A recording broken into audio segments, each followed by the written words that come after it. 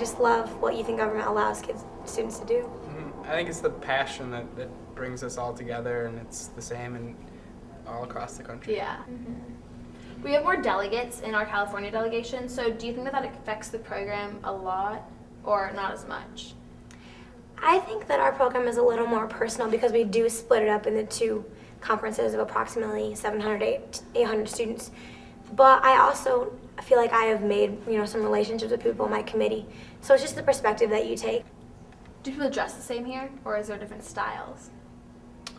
There's, I guess, more some California, haircuts, a little bit different. I don't know, but for the most part, ours is formal as well.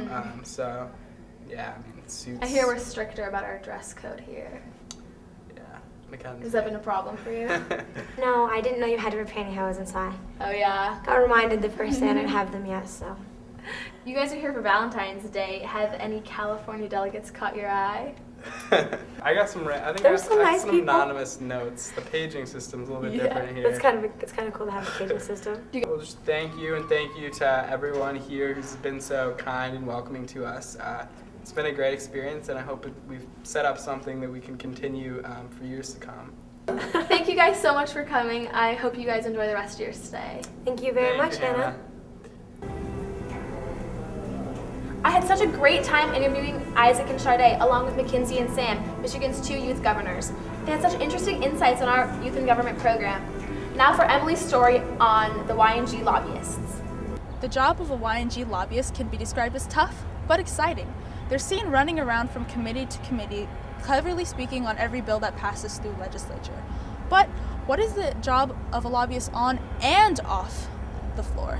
I'm Tim Valderrama. I'm a lobbyist for TechNet. It's basically a trade association for Silicon Valley tech companies. And I basically get paid to represent their interests in Sacramento. Okay, well, so lobbyists speak on bills, right, for their clients? So could you tell me more about the process of writing your speeches and how they're determined? Sure. Lobbyists, we write.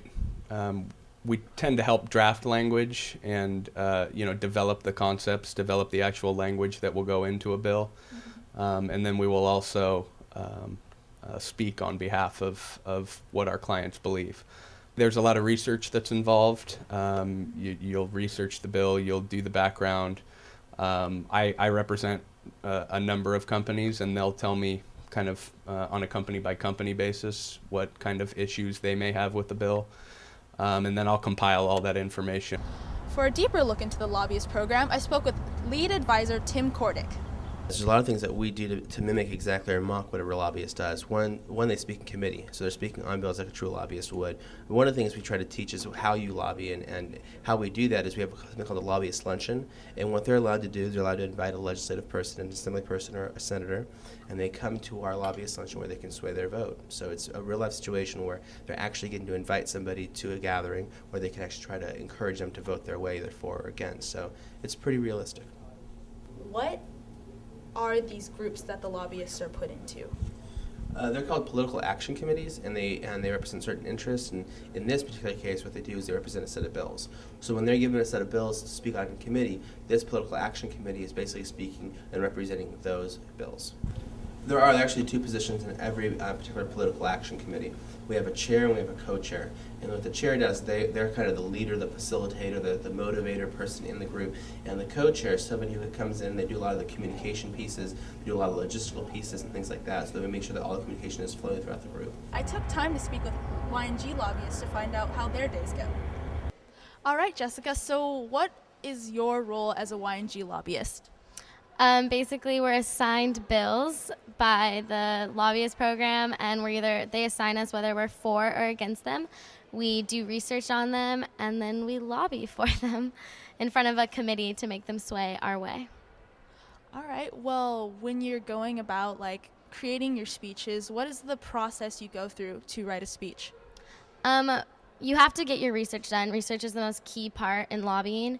I guess the second most important part in the speech process would be trying to play on the committee members' emotions and trying to get them to see that your bill is really worth voting for, or your bill is you can't vote for this bill. So You got to play on their emotions and try to get them see your way. I'm sure it's really nerve-wracking to try to get a whole committee of people to like sway your way. So what is it like when you're out on the floor giving your speech? Well, when I'm on the floor, it's good because I feel like I have their attention and they're listening to me.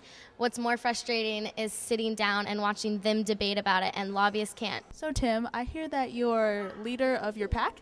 Yeah, I'm the chair. Can you explain how you got that role?